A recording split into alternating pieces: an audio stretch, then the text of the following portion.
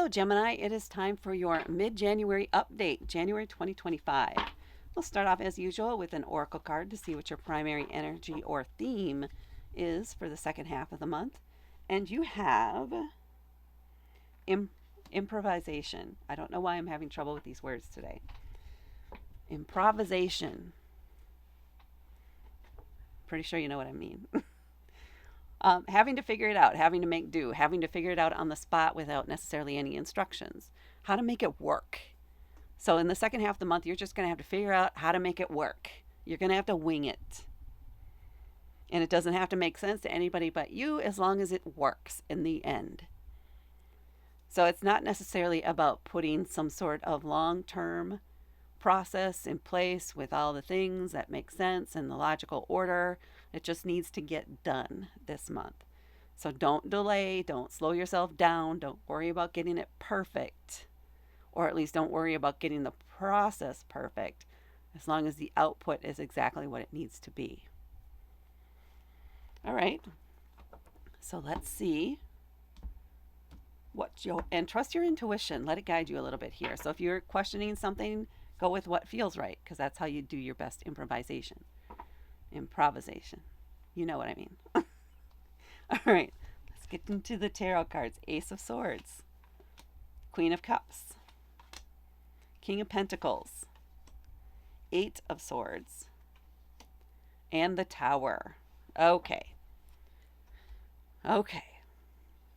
Let's just see what this says. It's a little concerning here, but we'll see what it says. Maybe it ends up being a positive thing. Let's see. We're starting right off here with the Ace of Swords. Aces, initiation, the first step, the spark, an idea. So the muse strikes and you come up with an idea and you want to pursue it, you want to figure it out, you want to learn more about it. So you're going to be digging into it, figuring out, what is the potential of this? Is this even a thing? Is it something that can be done or not? How long does it take to do this? What knowledge do we need to have? What equipment do we need to have? Etc., etc., etc. Doing that initial research on this idea that pops into your mind here in the second half of the month, right kind of in the middle here. And then we have the Queen of Cups. So feminine energy, definitely the more softer energy. Leadership, or somebody that you look up to, something that's like an auntie or mom figure, or I want to say teacher, somebody who has knowledge to share with you. In this case, because it's cups, it has to do with your emotions and your intuition. Maybe they're part of this project, where you have to improvise, and they're guiding you, or they want you to leverage how you feel about the choices you're making instead of what makes the most sense or what's most acceptable as you're coming up with this. So this may not necessarily, it could still be a work project or some sort of emergency thing at work that has to get done. And you're being guided to use your intuition where you don't have any information on how to do something. Maybe because nobody else is there, or the leadership is away, or you can't get a hold of people, so you need to figure it out. This person or this energy would be advised you, well, does it feel right to you? What do you think? What's your intuition telling you? Is this the correct next step? If it isn't, would it still feel right anyway? And then you can figure out the next step, period.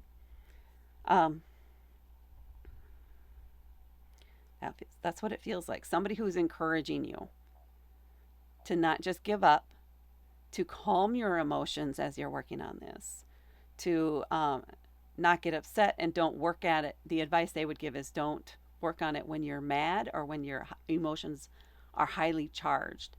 Go for a run, do something to bring your emotions or your energy down to a calmer state, and that'll help you focus better and make better choices and make clearer decisions too as you're working on this and figuring out how to get it done. And then we have the King of Pentacles. So this is masculine energy, also a leadership kind of vibe. They're a little bit more laid back and chill out of all of the court cards here. They're very confident still. They're very successful. They know exactly what they're doing. They're very stable feeling, just that calmer Zen energy. And this may be the kind of energy you need to tap into. What else am I getting from this? It feels a little bit like father figure. So that could be parents in some way. But they are a guide. So this may be somebody you can reach out to. Maybe they're no longer with the company, but they've had to do this in the past, and you happen to still have their contact info, so you could reach out to them for their advice. They're not going to tell you exactly how to do it, but they would certainly have some great solid advice for you on how to get it done, or what things you should look out for, some guidelines to try to work within as you're progressing, as you're figuring out how this should work. Yeah, that's what I'm getting from there. This could also be somebody who can help you with some financial planning in some way. So keep that in mind. So maybe an advisor having to do with your finances or long-term finances. Maybe you're starting to just figure out how to invest your money for 401k or whatever it is, or long-term savings.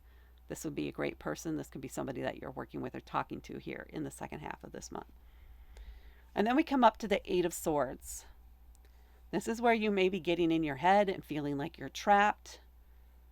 We've already talked about swords, so we know it's in line with Mercury. The Eight of Swords, yeah, it's thinking, not feeling. Thinking you're trapped. Thinking you've reached a dead end. There's no way to get out. You're stuck. That's what you're thinking. The reality is, in this case, the binds aren't really tied very tight. Looks like it's just a circle of fabric around the wrist there. So they could easily get out of that. There is a way out. There is a path through. The swords are not even tightly together. So once they figure that out, and they take their blindfold off so they can see exactly what they're dealing with, they can certainly just slip out of there. They are not trapped. It's all in their mind. It's anxiety getting in the way of success, of completion. So keep that in mind if you're starting to get anxious and thinking you're trapped and like there's no way out. Maybe you need to just take a short break, go for a walk, do something else for just a little bit, and then come back to it with a fresher attitude or fresher mind.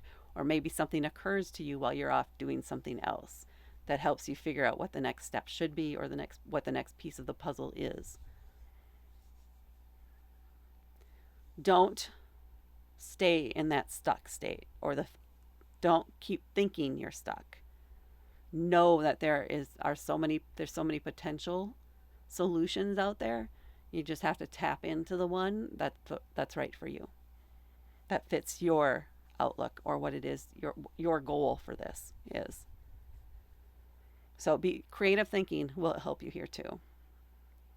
Or maybe you go work on a puzzle or read a book, or again, do something else. Get your mind focused elsewhere and let the problem solve itself in the back of your mind while you're doing that. And then come back to it.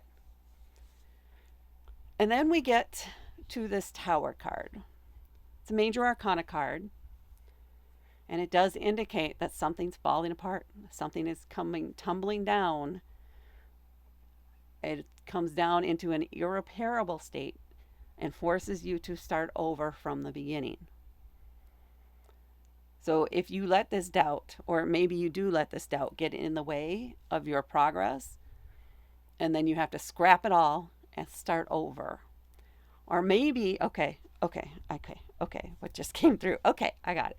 What you need to do to solve this, or for this thing that you're trying to put together or figure out, start with the foundation. Because what the Tower card is telling us is that everything is shaky anyway. So why are you trying to build on top of a shaky foundation? You need to start from the very bottom and go up from there.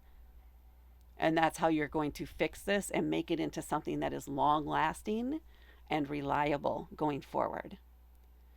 So this card is informing us that as you're working on all of this, so we got to go back to the beginning.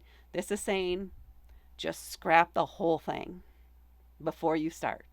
Scrap everything. Maybe you can organize the parts, the salvageable parts, into different areas and set them aside if you decide you want to use them later.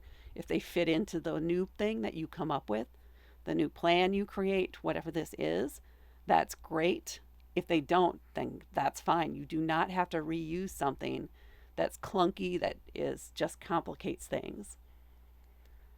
So go streamlined if you can and start from scratch, essentially, is what the Tower card is telling you. That's how you're going to have the biggest success. If you keep bad code in there, if you only try to change a few lines of something, if you're just trying to patch a hole, you're not fixing it, and it's just going to fall apart, and it's going to be an even bigger mess at the end of the month. And that feels right. So Gemini, that is what I have for you for your second half of the month. Lots of thinking and considering. Creative brainstorming is needed. And don't be afraid to start from scratch. So please hit that like button. Please share this with others. Please comment below to let me know if this resonated with you or not. And also because the YouTube algorithm likes that. And please subscribe to help me grow my channel. Thank you so much for watching, and I will talk to you later.